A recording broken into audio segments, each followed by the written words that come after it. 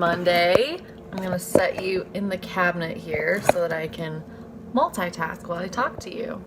Last week in the vlog, I tried something a little bit different, and I thought I was being like fun and creative. When someone thumbs down our video from last week, which Brian and I, as soon as we started this, we said to ourselves, we're doing this for fun. We're not doing this to get YouTube famous. We're not doing this to try to be, you know, to get 1,000 likes or 1,000,000 followers or anything like that. We're making videos so that our friends and our family can keep in touch if they want to, and that's it. But I would be lying if I said it didn't bother me a little bit that we got a thumbs down. Clearly that didn't work out, and maybe you guys do like it when I talk to you face to face rather than doing my like cutesy little cinematic stuff that I tried. So it's Monday, and I came home and made this amazing fruit smoothie. It is so good. It's by the company that makes my protein shakes. It's 4 ounces of pomegranate juice, 4 ounces of orange juice, a scoop of my protein, something else, frozen pineapple, ice cubes, and it's delicious. It's really yummy. Every now and then I'll try to like get fancy with my shakes, and I really regret it, but not this time. It's really, really yummy. So now I am making taco meat to go in taco soup, which is what we're having for dinner. I'm going to start having a Bible study every Monday night, and so because of that, Monday is kind of our designated like crock pot day. I'm just gonna let you guys cook with me a little bit today. This taco soup recipe I got from one of my second cousin's wives. So this is such an easy recipe. The only ahead of time work you have to do is brown the meat. I'm browning, it's gonna run juices out if I show you, but it's just the Kroger brand, Kroger or Dillon's or Fred Meyer, depending on where you live. Kroger brand ground beef, and I have to put Goya on it. It's amazing. My mother-in-law got me hooked onto this, and I use it all the time. So I use about 2 packets per 8 ounces or so, and then just this taco seasoning.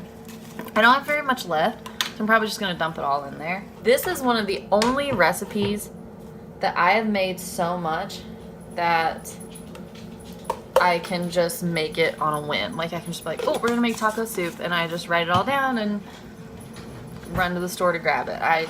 This is one I don't have to pull up the recipe very often. You can also use like a taco seasoning packet. I just like the mix because we use it enough that this is more cost effective for me than just the packets. Buying the packets when I need it. So brown the meat. This is ranch seasoning or a ranch packet. Again, we use enough ranch seasoning that it's more cost effective for me to just buy the ranch seasoning rather than the packets. So it's just, here, I'll show you. Just a little bit of this guy, or a lot. We like a lot. We are ranch people.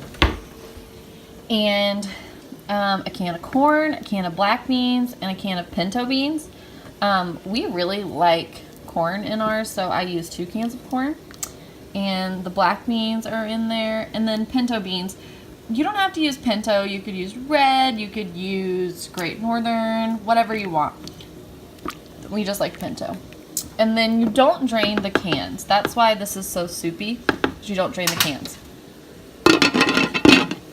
Something I've been doing lately that I haven't always done is I like to add like a little bit of tomato sauce or salsa to the taco soup. That just gives it like a little more of a hearty mix to it. When it comes to soups, I love broth. Broth is everything to me. But Brian doesn't. He only likes soups that are really hearty. So because of that, I try to figure out ways that I can make them more hearty. So I used salsa for a recipe I made last week. So we have like, I guess like half a jar. So I'm gonna empty that in there. That's another thing I really like about this recipe is that it is super flexible. I mean, you really can just throw whatever you want in the crock pot. You don't really have to, there's not like a strict recipe. It's not like baking where you have to have like a certain amount of everything. Really like that about this recipe. I've done like all the beans before. Like sometimes instead of using just pinto and black, sometimes I'll buy all like 5 different cans, like a 5-can taco soup kind of thing. So there's all sorts of ways you can do it, but honestly, you throw it all, you brown the meat, you throw all those cans in the crock pot, you cook it on low for like, I usually cook it like 8 hours or however long you need to cook it. Or if you cook it on high, it's really only like 2 or 3 hours. Because I mean, the meat's already done. You're just trying to get all the flavors to incorporate. But it's so easy and we love it. And then at the end of the night, when it's all done, you throw it in a bowl. You can put sour cream, chips, cheese, just whatever on top of it. And it's delicious.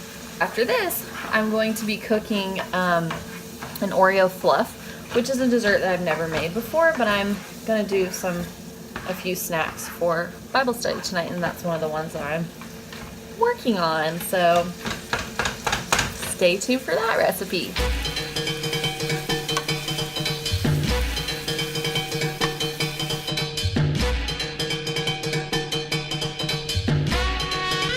Okay, now that I have taco soup in the crock pot ready to go, I'm going to show you how to make the dessert that I'm making for our Bible study tonight. It is called OREO FLUFF. For this recipe, you're going to need 2 cups of buttermilk, 2 packets of cookies and cream pudding mix, the 4.2 ounce boxes, 2 of the 8 ounce Cool Whips, and 1 package of Oreos. I like double stuffed, but you could use any kind. First thing you're gonna do, this is the most important step. So you're gonna take an Oreo and you're gonna test it to make sure that it's not poisoned. I'm taking this to Bible study and I don't wanna poison my friends. So that's the first step. You gotta taste it. You gotta make sure there's no poison in it or that they're not stale or anything like that, you know? I think they're good. Okay, but seriously, the first step is you're gonna empty the Oreos into a Ziploc bag. And you're going to basically just beat the crap out of them. You can do it with your fist, you can drop them on the floor, you can roll them, but I like to use this. I use my meat tenderizer on the flat side. And you're just gonna whack the crap out of them, basically, until they're all broken up. You could also just chop them, but this is more fun.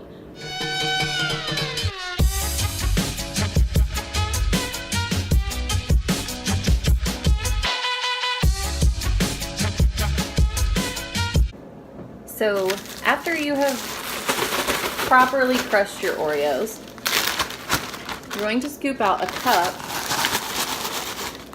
to serve as your garnish. The rest are going to go into the OREO FLUFF. So into a large bowl or your stand mixer, 2 cups of buttermilk. Here's a fun trick that I learned while working at the coffee hut.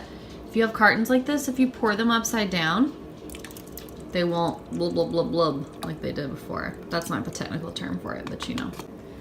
Both of your cookies and cream pudding packets. 2. So my phone died. But all you missed was I dumped 2 tubs of this Cool Whip into my mixer. And then you're just gonna whip it for, I don't know, 2 minutes or so.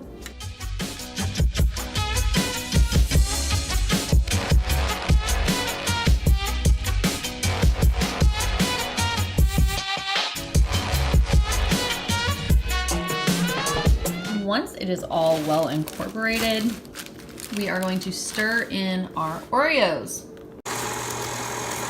Oh yeah. Just on the lowest setting. Turn it in. Don't want to crush them too much. I decided to put it in this silver bowl because I can put this in the fridge and it'll keep it cool.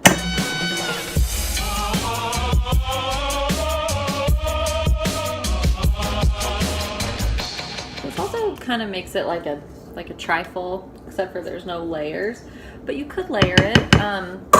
When Brian and I were dating, he would always make me a dessert kind of like this, but with brownies and chocolate pudding and Oreos and strawberries. It was delicious. So I'm just gonna smooth the top, and then sprinkle. Oh, they're not sprinkling, are they? There we go. Sprinkle the Oreos on top. I will spread them out more, but yeah, that's it. You're done.